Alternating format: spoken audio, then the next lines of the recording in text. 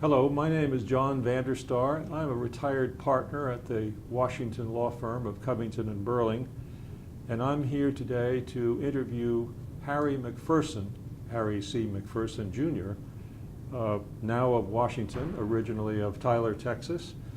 Harry is one of the many people associated with the courts of the District of Columbia Circuit whose oral history has been taken by the Oral History Society of the District of Columbia Circuit.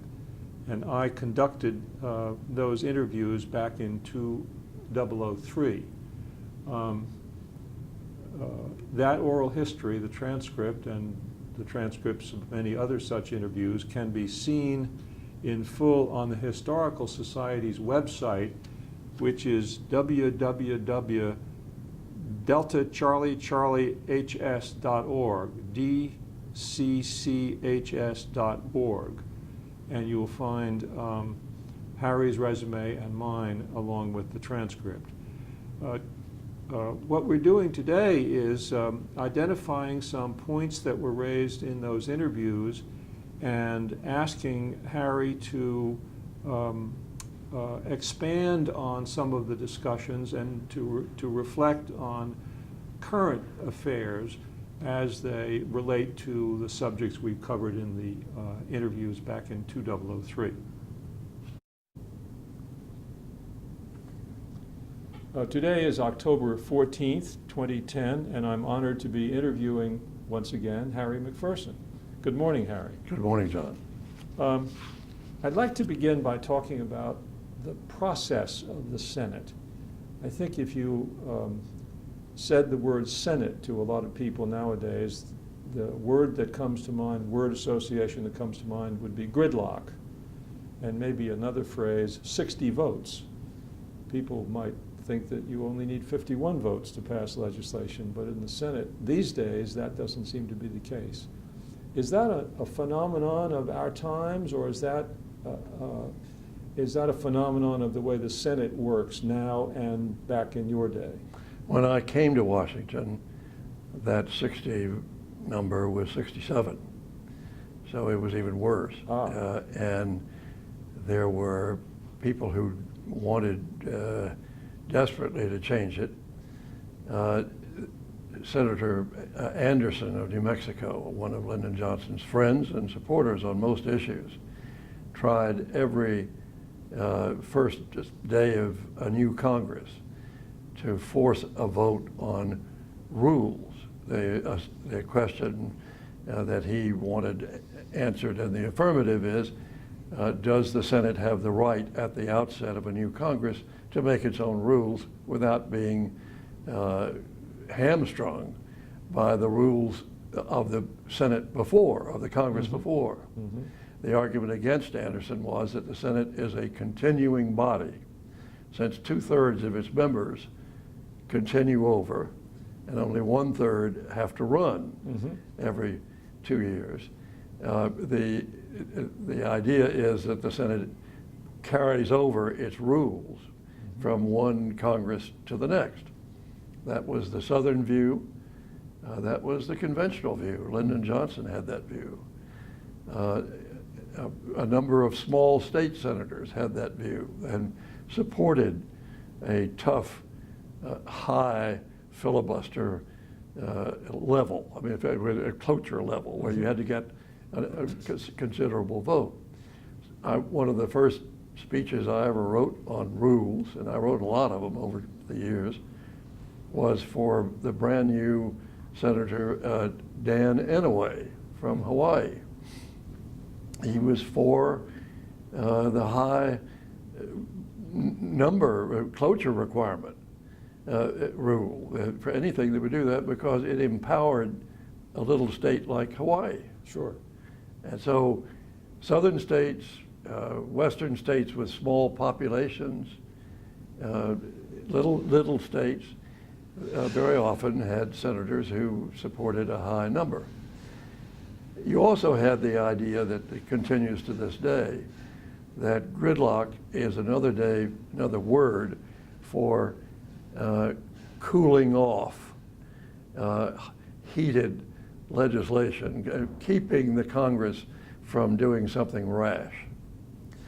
So that the House of Representatives, with its rules that are quite different and much more tolerant of active, progressive motion, that the House of Representatives would pass something, but the Senate would stop it and cool it down. And there are a number of instances where that happened and where the country, in retrospect, found that it was well served by the cooling off by the Senate, the takeover of the railroads or the steel industry, that sort of thing, both of which were propositions that came before the Senate and were stopped by the high cloture requirement rule. In any event, for years, that effort by Senator Anderson and others, joined, I should say, in the late 50s by the Vice President of the United States, Richard Nixon. That effort never succeeded until at last, and when Senator Mansfield was Majority Leader, it became pretty clear to Southerners that, the more sensible Southerners, that they were putting themselves in a very awkward position. The country was not going to tolerate gridlock over many years when there were issues like civil rights that the country, the majority of people in the country felt very keenly about. So the rule was changed and to what it is now, that 60 votes, 60. A total of 60, not 60% of those voting. I think it's a total of 60 votes that are needed. I think that's correct. For cloture. Yeah. And cloture basically means, okay, we will not debate anymore, we'll now vote.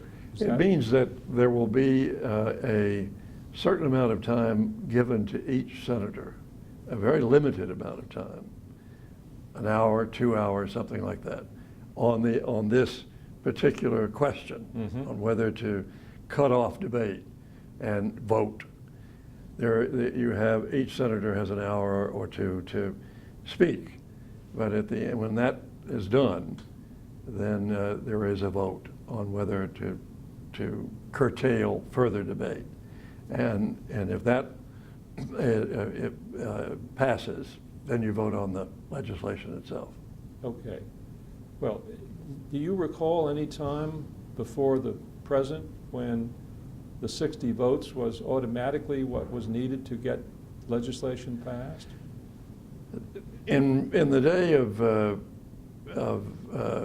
when I first came to the work in the Senate for Lyndon Johnson in the mid-50s and then into the mid-60s, there were some disagreeable times when the Senate was gridlocked. But there always seemed to be, and perhaps this is only a very selective recall on my part, but there always seemed to be some avenue for negotiation in which the Southerners or the anti-action faction of the Senate would be able to reach some kind of agreement that moderated the effect of what was being proposed and which they could go along with. Lyndon Johnson, when he was Majority Leader, was constantly seeking for those avenues and frequently found them by working together with Republicans. That hasn't been happening in the last few years. Another phrase that people become aware of when they look at the Senate is unanimous consent. Yes. Or UC as the shorthand. Well, how does that figure into the processing of legislation in the Senate, that concept? Pretty much as a door opener to action. If you get unanimous consent, you can move forward under the terms of the unanimous consent agreement to an early vote. I remember a moment when I was a young lawyer sitting on the floor of the Senate watching my leader and boss, Lyndon Johnson, work his way with a number of senators who were interested in a pending piece of legislation. He was seeking a unanimous consent agreement limiting each side to 2 hours of speaking time, 2 hours of debate. And he thought he had reached the magic agreement. He had the people who mattered to his mind on his side. He put the agreement to the Senate, and a tall, high-voiced chicken farmer accountant from Delaware, John Williams, objected with a high, squeaky, "I object." Johnson despised Williams, and Williams had about the same view of Johnson. Johnson, I remember, was wearing almost a racetrack touts kind of suit that day, a big plaid suit with large trousers. He had a lot of coins in his pockets, and he started angrily jingling the coins, staring at Williams in disbelief. It had never occurred to him to talk to Williams and seek his agreement on this unanimous consent agreement. Well, now, did Williams give any reasons for his objection? Didn't have to. Didn't have to? No, just any objection serves the purpose of blocking unanimous consent. It's not unanimous. So that's all you have to do is say, "I object." Johnson stormed out of the chamber toward his office, and I figured this was the end of our day, our legislative day. We'd have to figure some other way to come back at this issue. After about 5, maybe 10 minutes, he came back in. He was looking at the ceiling, and he had Johnson, and he had an inhaler, a nasal inhaler, and he was sniffing, and he went over and sat down next to Williams. I would imagine that that the skin of both of them crawled with that proximity. But he started talking to Williams and staring at the ceiling of the Senate. And Williams was scribbling at something at his desk while Johnson just talked. Then he turned to Williams, and you could see his hands beginning to wave and move as he explained the importance of moving forward on this, not just to Democrats, but to Republicans. And went on. Williams must have said, I didn't see it, but Williams must have said a few words. Anyway, in about 20 minutes, Johnson nodded, stood up, and sought the recognition from the chair, and he offered a new unanimous consent agreement, giving not 4 hours equally divided, but 5 hours. That wasn't very much to give one more hour for this debate, but it was enough to give Williams a minor victory. He had gotten Johnson to add an hour to this, but clearly there were other reasons why Williams had agreed to drop his objection, because Everett Dirksen or other Republicans wanted him to. So when Johnson proposed that, there was silence for what seemed like a long time, but probably only 4 or 5 seconds. And the chair announced that there being no objection, the consent agreement is agreed to. And to me, it was a dramatic example. I can still see these figures in my mind's eye. It was a great example of what is needed in any political arena when there are highly controversial issues, or simply controversial people debating issues, that it takes working at it. It takes massaging it. It takes holding back the animosity you feel toward the other side, and trying to understand what the other side might be willing to agree to. And that it takes an enormous effort to do that. Now, whether that is possible or when it is possible in today's Senate, I'm not sure. The Republicans clearly, Senator McConnell and his fellows on the Republican side have concluded that it seems that the best course for them is to say no to the legislative initiatives of Barack Obama, or the legislative initiatives that pass the House of Representatives and come over to the Senate. So they've simply said no, and they have been able to exercise an enormous amount of unanimous action on the part of their caucus.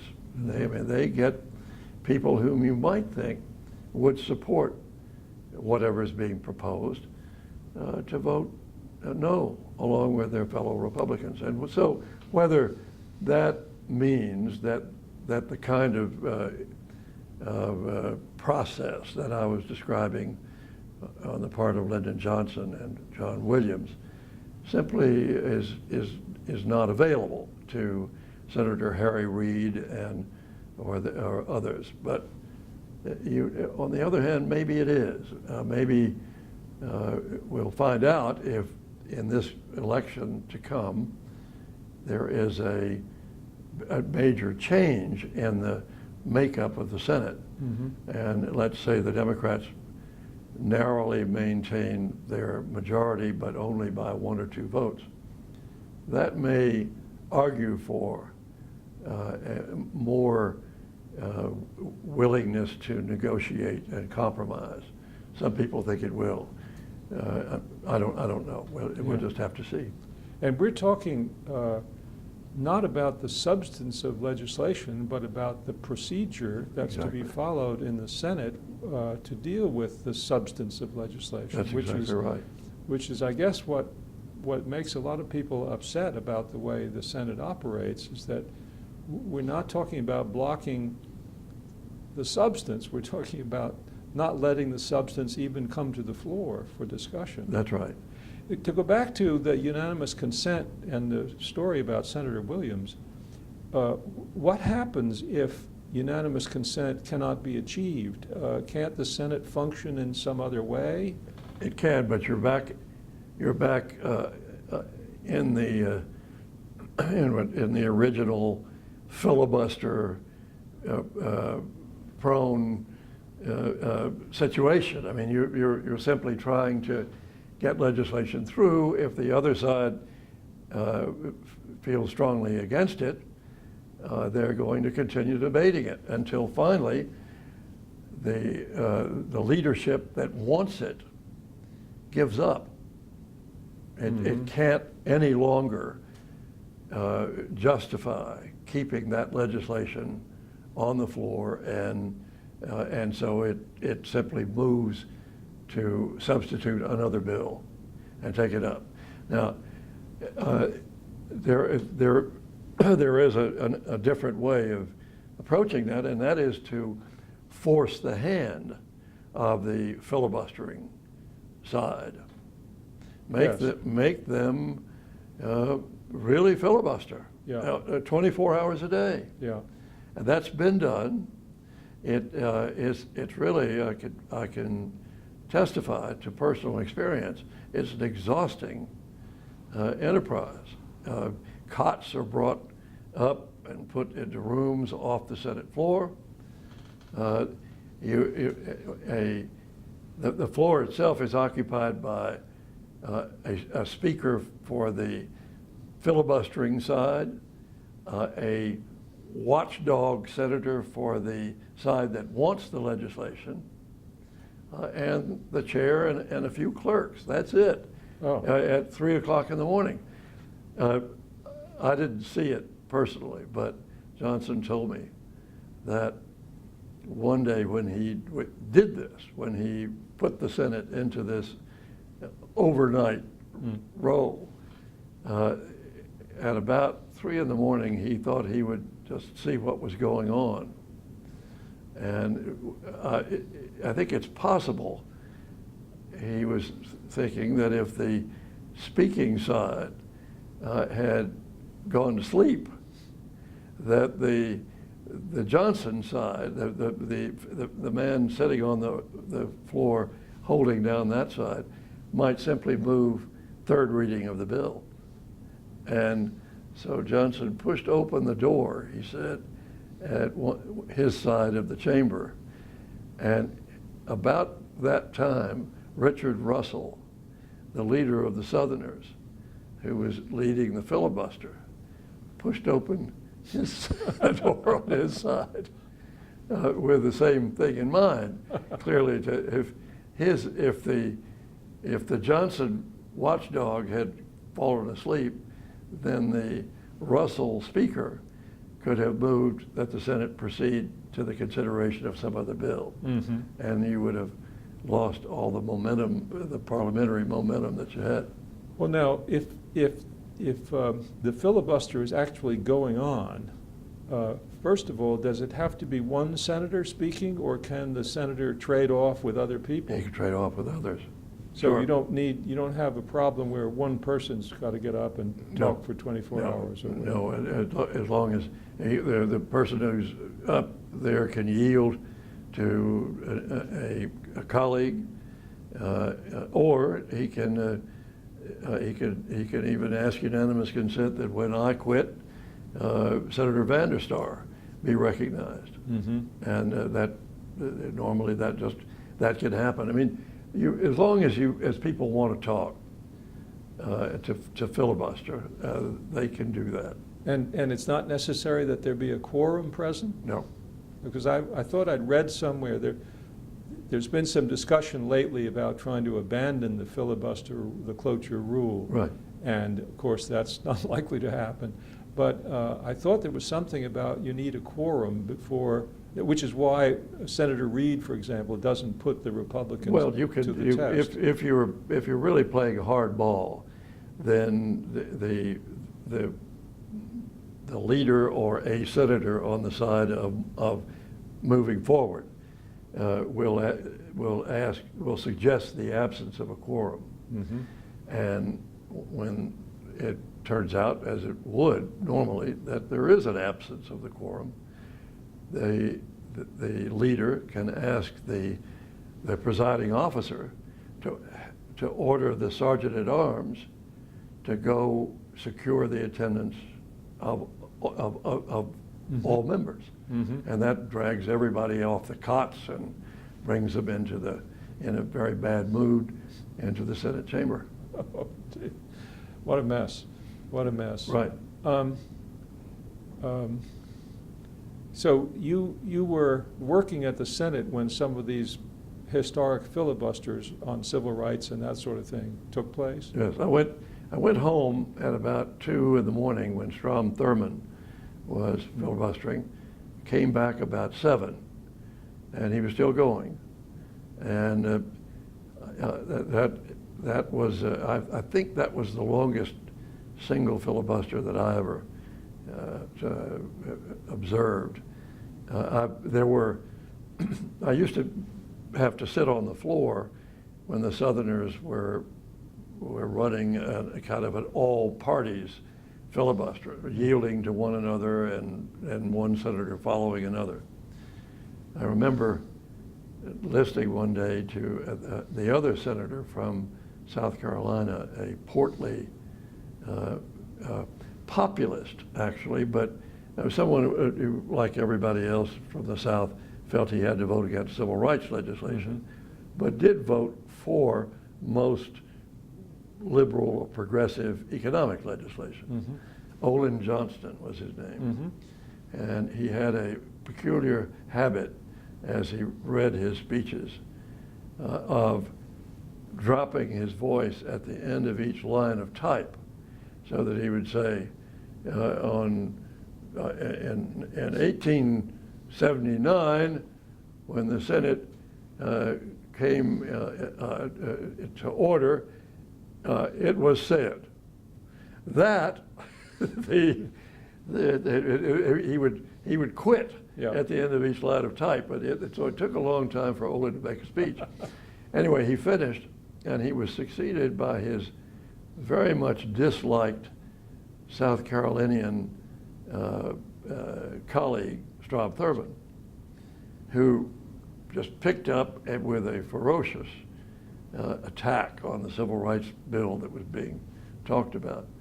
Well, Olin sat there for about 10 minutes, and then he started very carefully putting his papers together, and he put them into a briefcase, and he came down the walk toward me, and I was sitting in the well of the Senate. I'd been told by Lyndon Johnson, don't let anything happen. Exactly how I would have made anything not happen without a vote, I don't know, but that was my order. Anyway, Olin came down, and as he walked by me, he said, listen to old Strom, he believes that stuff. What a wonderful aside. Okay, there's another aspect of the way the Senate works that we've become familiar with in recent years that I think would be puzzling to most people, and that is the notion of a senator putting a hold on a nomination even without identifying who the senator is, right. So-called secret hold. So right. In other words, here's a nomination of somebody to be the Assistant Secretary of Interior for whatever, and it's put forward, and nobody objects to the person personally. The committee has unanimously reported it out, and then a senator can, without identifying himself or herself, put a hold on that nomination, not because of some objection to the nominee, but for some completely different reason. Right. Is that something you were aware of back in your days working at the Senate, that sort of thing happened? It did happen, although not much. I wish I could think of the examples to offer, but I'm sure it did occur. There is one of these things that you're describing, an objection that doesn't go to the nominee himself or herself, but to for some other reason. The senator from Louisiana, Mary Landrieu, is objecting to the confirmation of Jack Lew as the director of the Office of Management and Budget. Not because there's anything wrong with Jack Lew, but because he doesn't seem to understand thoroughly, in her mind, how much a resumption of offshore drilling is needed in Louisiana. Mm-hmm. Well, that's not Jack Lew's job to decide whether to authorize offshore drilling. That's the work of Secretary Salazar. Mm-hmm. But this was a message by Landrieu to the Obama White House that if you want Jack Lew, you've got to tell Salazar that he's got to be more forthcoming. And now we see that he has been more forthcoming. So it sometimes works. Well, I'm trying to understand what the hold means. Is there a rule that says if there's a nominee pending on the floor of the Senate, any senator can block it? It's not really a rule at all. It's a potential filibuster threat. It's that time is short. We have a big agenda. We want to pass this bill, but somebody, some unknown senator, is objecting to it. And if we bring up the nomination, then that person will be flushed out, but he'll make a long speech. Maybe he'll be here for hours, and it'll tie the Senate up in knots So we don't have time for that. And it has the effect of blocking action on that nomination.